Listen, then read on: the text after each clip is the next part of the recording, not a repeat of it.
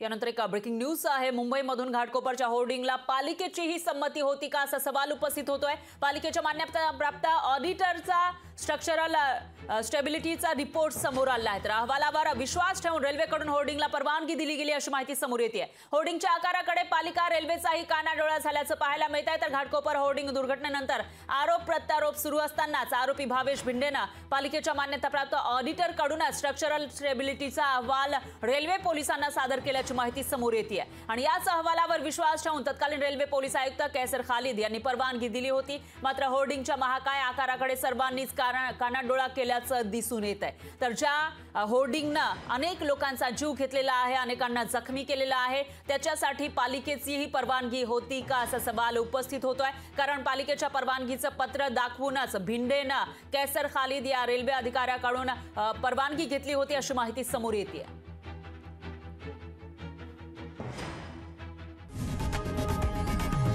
लोकशाही मराठी ऐका, पहा, जागरूक रहा।